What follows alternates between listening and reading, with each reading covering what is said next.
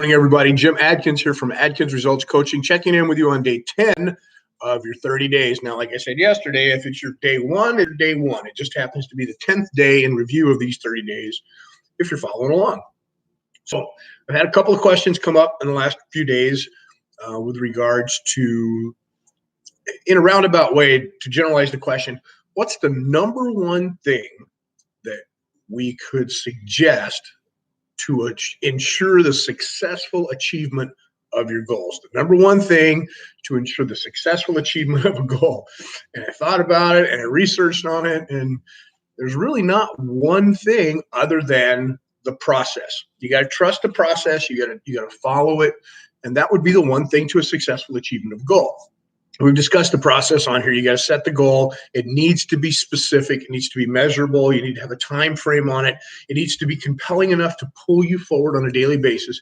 You need to have a definite why, a reason why for that goal. And then you need to take action. And the action has to be congruent with the goal. It has to be purposeful, right? So that's the one thing to ensure the successful achievement of your goals would be that process.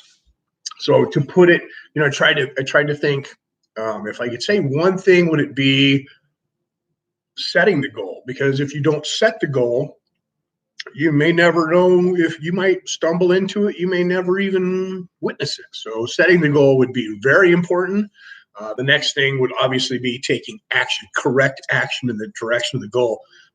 Then without persistence, though, action becomes stumbles. So it's the process. And I want you to understand that. And I'd love for you to share with me your process.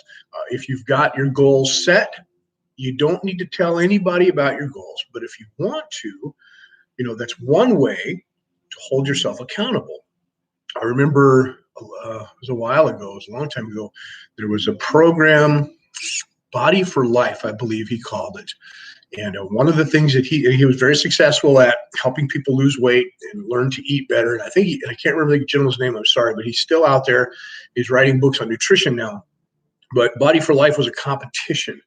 And what he discovered was, and what I've discovered about the process through watching and witnessing him was, if you offer a compelling enough reward at the end of a goal, people will move toward it. Not everybody, but and he offered a brand new Corvette, and I think it was like $10,000 or $100,000 or something like that, and a couple other prizes if you made the biggest body transformation over a certain amount of time. I believe it was 12 weeks. Can't remember now. But that prize at the end was like, it made me go, hey, I want that Corvette. And more than, hey, I want to be healthy, and more than, hey, I want to look like that. The Corvette was more compelling. So that was an interesting thing. So what are you going to reward yourself with at the end of your goal? Of course, in fitness, the reward is health, longevity, feeling good, attitude, the way you look, your confidence. All of that stuff comes from being healthy. But if that's not enough for some of you, sometimes, give yourself a reward at the end. On the other end of that, what he did to hold people accountable was he would suggest things like, and I remember this specifically, he said, take your before photos, and I recommend that for everybody who's doing any type of change. Take a before photo, take your before measurements, and then at the end of the 12 weeks, schedule and pay for a professional photo shoot. Now listen, you take your before photos and you look at yourself, and if you're wanting to make any kind of transformation, you go, oh man, I am not happy where I am. And then you go down and you pay cash in advance, non-refundable, for a professional photo shoot. I don't care if it's $5 or $500 at the end of your 12 weeks to mark your goal and where you're at. That, I would imagine, motivates people, especially as you get close to the end of the 12 weeks. And you go, hey man, I got an appointment to go get my shorts on and go take a picture over here. Might motivate you a little bit, right? It's holding you accountable. So if you want to share it with people you love and have them hold you accountable, make sure you get somebody you trust. Make sure you get somebody that loves you back enough to help you with your goal instead of naysay it, because that's the second question, the second comments I've been getting on here.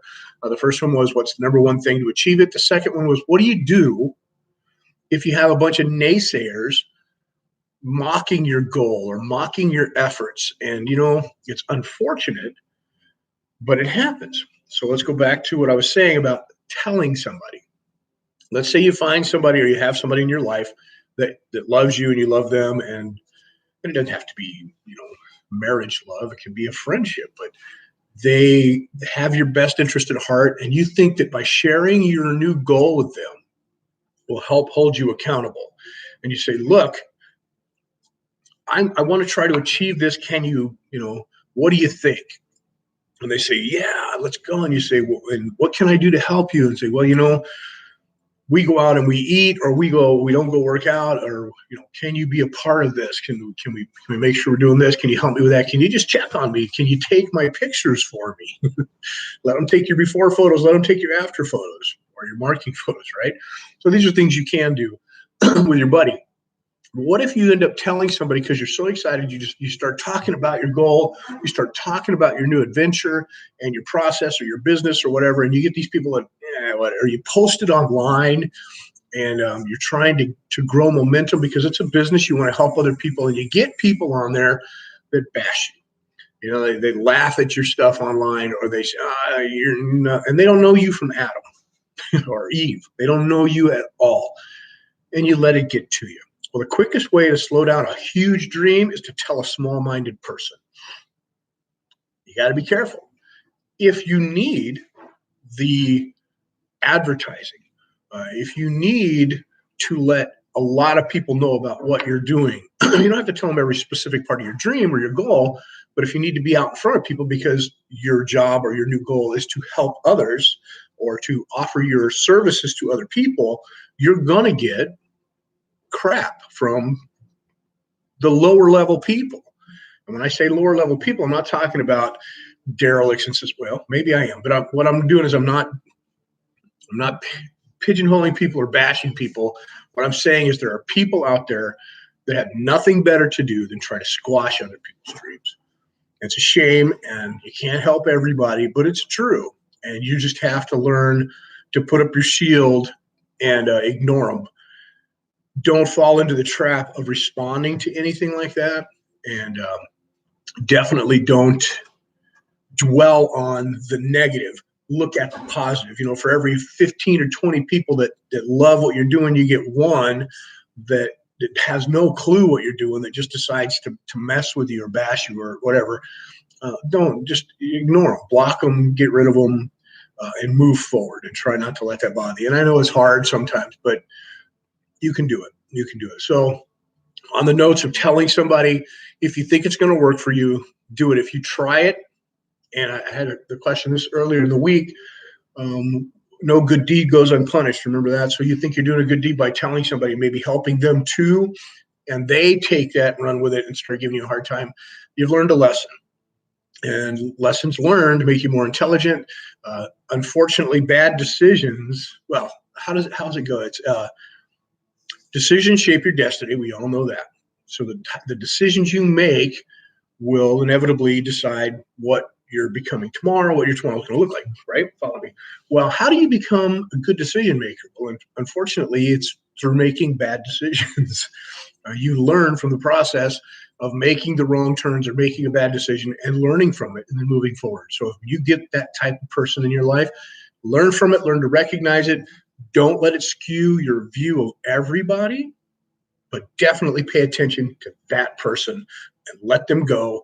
And every time that type of person pops up in your world, you might want to handle it differently than you did last time. Make a better decision.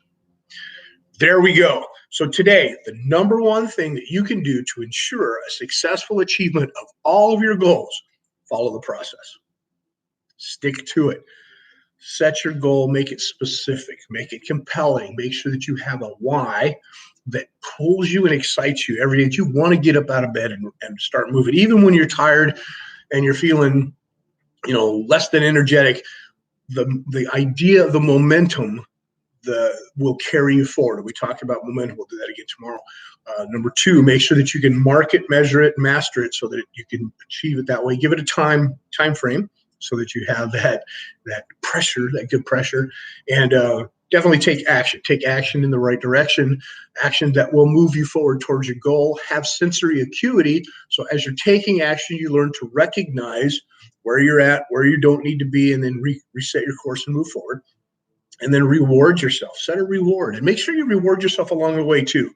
Don't just wait till the end and get the big rewards. That's an awesome thing to do. But every day that you make a step in the right direction, stop before you go to sleep, before you end your day, and reward yourself. Be grateful and show gratitude and love and appreciation for all the wonderful things that you learned, even if it's how not to bang your head on that wall one more time or not to trust that person to be in your best interest. Does that make sense? Good. I hope so. All right. Welcome to day 10.